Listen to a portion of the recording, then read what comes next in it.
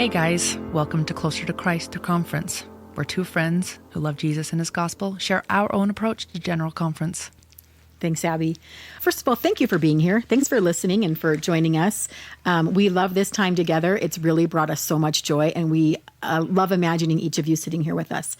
So today we're going to talk about Elder Jack and Gerard and his talk, Integrity, a Christlike Attribute. Okay, so Abby, what are some of the thoughts you have about this? As I approach this talk, I have to admit it's not one that I was like putting asterisks around and like lots of notes on. I think at the very basic, at the heart of it, I thought, possess integrity, have integrity. How does integrity look in my life? Because it's a Christ-like attribute. I think that was my take home from it. Just a short little simple assess your own life, and do you demonstrate the attribute of integrity like Jesus Christ does? Right. And in preparing for the podcast, I took a pass at this, and I thought, this is probably not going to be one of the top picks for a Relief Society lesson, because it is one of those that causes so much introspection and an assessment in your life. And I think the things that might come out in a Relief Society lesson could possibly be too deep and personal, or be such a process to start working on having integrity and meshing how he says a life of integrity requires us to be true to God, to each other, to our divine identity. That's three huge things that are all encompassing. It covers a premortal life. It covers every drop of decision that we're making here, and it covers into the future forever and ever. And I think this topic requires so much time for you to think on individually what you can do. Maybe it will come up, but I thought, man, this would be a killer talk for sacrament meeting, because you would, if you're like me, you'll go through when it's in print, and I'll underline a sentence here or there, and I'll think, man, that one sentence is loaded with a lot of things to think about. And so I've kind of made these little sidebar notes and scribbled. I pretty much filled every drop of my margins as I was doing a deep study on this. And so when my initial pass at it would look like, ooh, this isn't long enough to really make enough material for a Relief Society lesson. What in fact it is a template for study for whatever you need, whatever piece in your life needs to be your focus on integrity. And just my conversations with Amy, what she really hit on in this, I'm hoping we dedicate most of the podcast to that. But, all of the pieces of this are worth taking a little closer look at. The quotes that he uses, you can tell that it's something he's been thinking about for a long time. Right. And he put it into one document but it's like, I think it's more of an invitation for us to ask ourselves where we're at on that Christ-like attribute and what we can do to improve it. So, at the very basic, the question, as far as us more wanting you to ask the right questions, as you're taking a pass through this talk, you might say, I'm preparing to look at this talk on integrity, a Christ-like attribute. What's one area in my life that you could see me improve on the way that I exhibit integrity? That's great. Yeah, I love that. So that really wasn't an answer of where I wanted to jump to, but let's go to this quote by President Spencer W. Kimball, kind of in his opening explanation of integrity. He says, President Spencer W. Kimball taught integrity is our willingness and ability to live by our beliefs and commitments. And so that quote kind of encompasses the first two pieces, well, actually all three of what he wanted to talk about, that you can remain true to God and still to each other in your communities, in your families, in your church life, in your work life, and to your divine identity, what you promised to do in the presence of Father and generations and generations there as we were making this decision to come to earth. So I felt like Spencer W. Kimball was quoted a lot in this conference. As we're going through these talks a little bit more, I was like, we're on to something here. But I'll just say the first thing that I stopped and pondered on was about this experience when Elder Uchtdorf came to reorganize the stake that Elder Gerard was part of. That's who he was saying. It was in his own, right? Yes, it was. And he was asked the question, has there been anything in your life that if brought to the attention of the public would be an embarrassment to you or to the church? And I don't know. For me, I thought that feels like temple question language. And so for myself, was impressed to go to the Temple Recommend questions, which are published. I mean, you can type it into like a Google search bar and it'll take you right to the churches. I don't know if those used to be more secret. I don't think that it is necessary for me to sit and list all of them, because I think that it's something you're going to want to slowly go over each of those. We get that opportunity every couple of years if you're a Temple Recommend holder. But if you're somebody that's preparing, that wants to go to the temple, it's not a secret what it takes to recommend yourself to the Lord. And so you'll access those Temple Recommend questions and you'll look at them, and your end of the day, what you get out of it may be a little different than me, but I feel like at least half of those questions were directly related to the Christ-like attribute of integrity, how we interact with other people. Do we accept the teachings in the church, and then that also carries over into our personal life, that we still have that integrity in our personal life? You know, the way that we treat the Sabbath day, does it look true to the teachings of the gospel of Jesus Christ? So like, we're not going to sit and hash out like, oh, you do that on the Sabbath day. That's not right. That's not our job to decide. Your job is to decide how you feel about the Sabbath day and then execute that all the time. Tithing, whatever parameters you have. Yes, we understand it's 10%, but as I've studied with Church History Matters, that's a really great podcast that I also listen to, the evolution of tithing, when people didn't really just carry around cash, you had chickens. Like, tithing looks a little bit differently, but once you understand the principle of it, and so you acknowledge like, yeah, I understand that principle, and you practice that principle, does it look all the same all the time? Or were you getting hungry, you wanted one more party and you needed one more chicken for yourself, and so then you kept that back from the Lord? Versus today that you're like, well, he doesn't really need that money or whatever. I could go off on a million things, but I would just suggest taking a look at the Temple Recommend questions more often on that 2-year basis as we're entering the temple, so that it's a reminder, like even when you're preparing to go to the temple and you're holding that recommend, we admit ourselves to the temple now. I don't know if that's a worldwide church thing, but like for me, I think it's a special step. Not just the workers don't have to scan your Temple Recommend. It's one more step of me saying I'm admitting myself into the temple. So true. Yes. Just a little thought. And I'm not sure that it's always, but it just kind of came to me right there. So anyway, when I went through the Temple Recommend questions, I was like, nope, integrity. That's on integrity. That's on integrity. Until finally the last question that we're asked, do you consider yourself worthy to enter the Lord's house and participate in temple ordinances? And so preparing to enter the temple and then holding that current Temple Recommend lets me know if I'm feeling like true and honest heart in those questions. It lets me know that to the best of my ability, I'm living a life of integrity. Can I slip up? Absolutely. Will I have to rely on the Savior to make up the difference for when what I thought was the right thing to do wasn't the right thing to do? Absolutely. But at the heart of it, he set the perfect example for what integrity looks like. What initial thoughts came to you? Or did you kind of have the same experience when you passed through this talk? Like, I actually did. When I was listening to it, I was like, yep, integrity. This is awesome. It's great. I loved it. Everybody knows that. Yeah. Good, And then, going through a second pass, I was like, oh my gosh, there's so much more in this. And so I prayed and I was like, Heavenly Father, like, what's the thing for me, And this really stood out at me. This is just one paragraph, but it's, as the only begotten of the Father, Jesus Christ had the power over death, pain, and suffering, but he didn't shrink. And then it says he fulfilled the covenant he had made with his Father, and in so doing, manifested a Christ-like attribute increasingly important in the world which we live, and the attribute of integrity. That's what it is. He remained true to God, to each of us, and to his divine identity. When I read the divine identity, that's what pierced me. I was like, okay, there's something there. So that led to the question, well, what's my divine identity? How do I identify, right? And really it came down to my divine identity is that I look to God and I follow promptings and I just go on my way.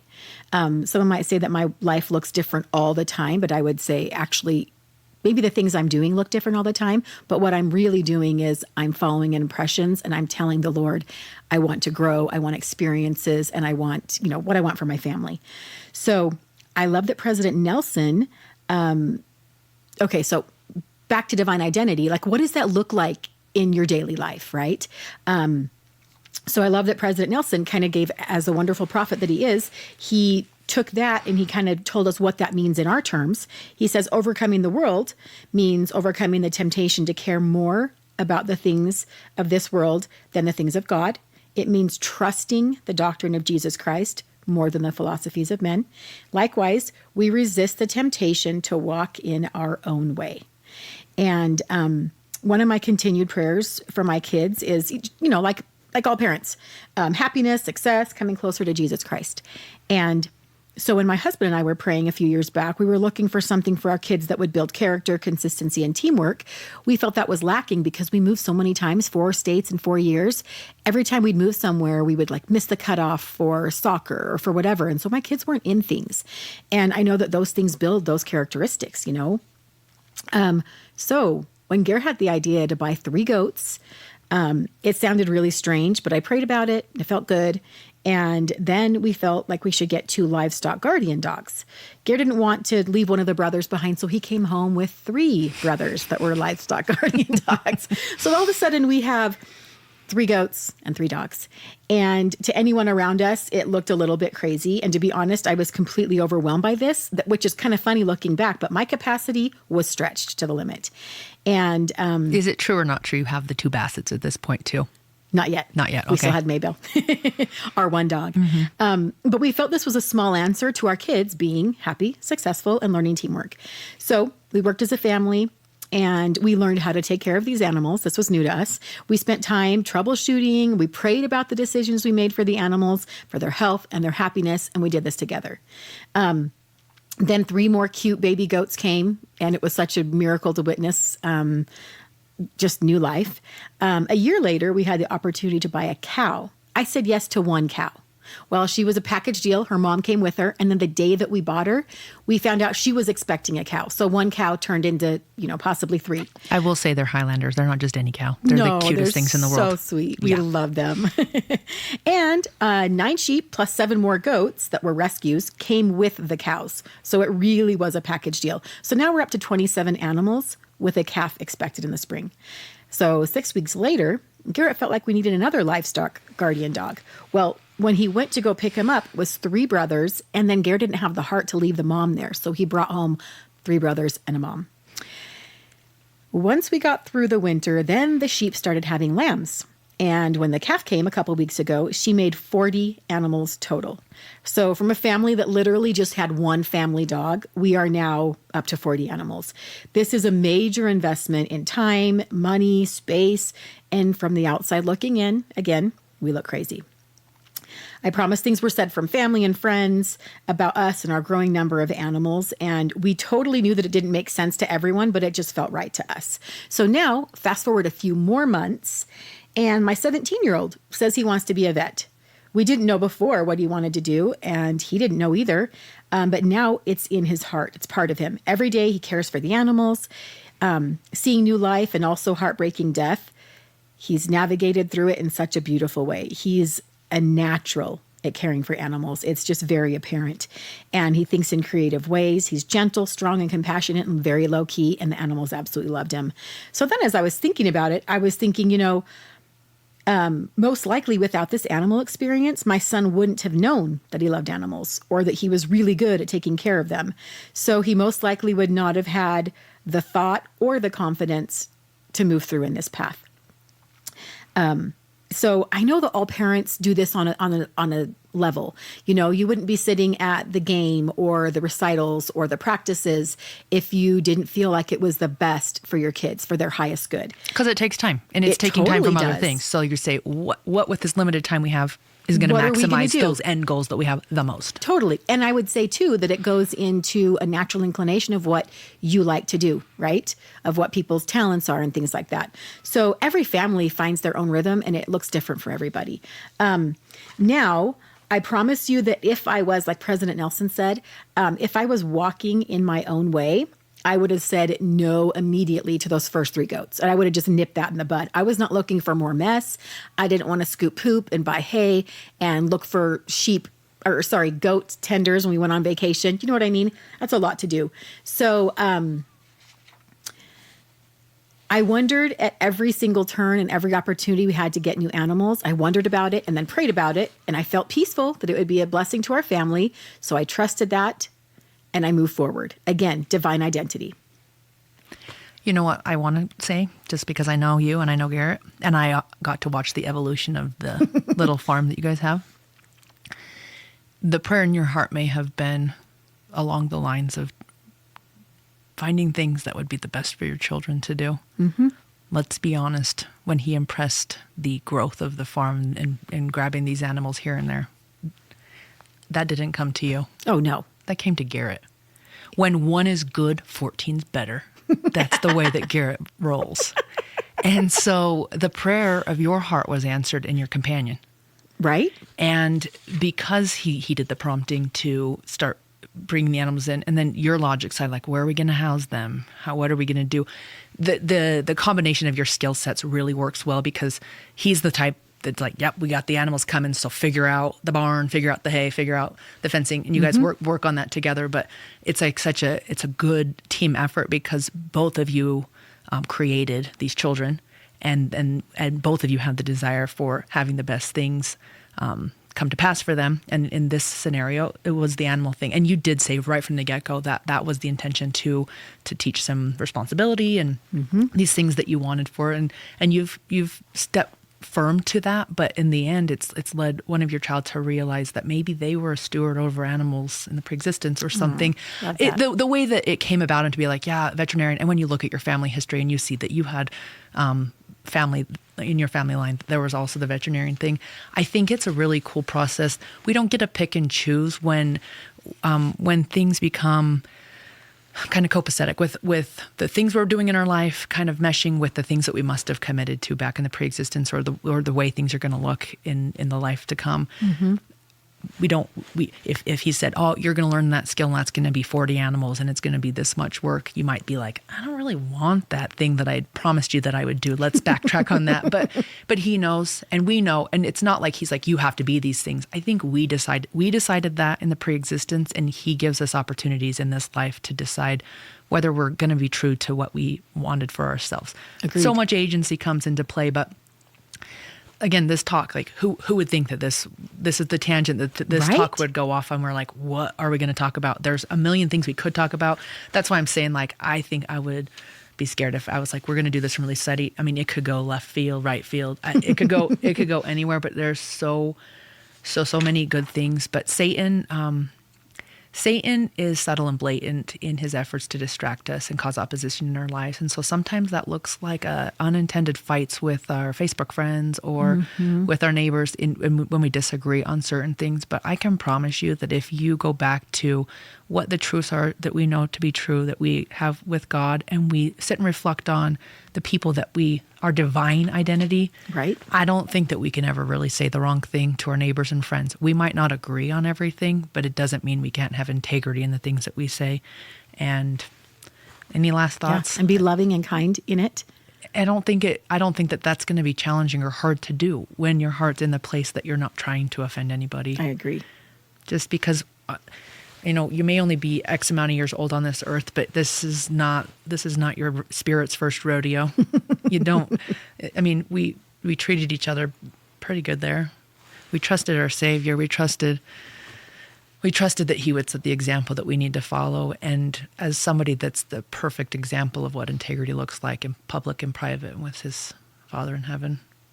Yeah. That's all that we can hope for. I love that. So moving on, we're going to be, next week, we're going to talk about a different talk. And just at the very end of this, I just wanted to say what also caught my mind and caught my heart was what Jesus covenanted to do with the Father. And like Abby said, spend some time on that. That was crazy. It was huge. I think we knew that He was foreordained to do this mission, but then the very first paragraph, Elder Gerard said he covenanted to do that. Doesn't that ring true? Because I was like, Amy, it didn't have like a subpoint of where exactly that it specifies that He covenanted with it. And what did you say to me? And I agreed. In my heart, that rings true with my heart. It testified that it was by covenant. And I think so much so that we witnessed that. we witnessed that covenant being made so that we would be willing to do this hard earth life. Right. We heard all the things that we were going to do or Like you needed say to do. you're going to do that. I believe you because I've always trusted things and I'm ready to follow you. But then I think when we can visualize the fact that that was done by covenant, we're like, yep, he's going to do that for us. Yes. And it's because he had integrity. We all believed him. I was on board. I was like, let's do this. Yeah. All right.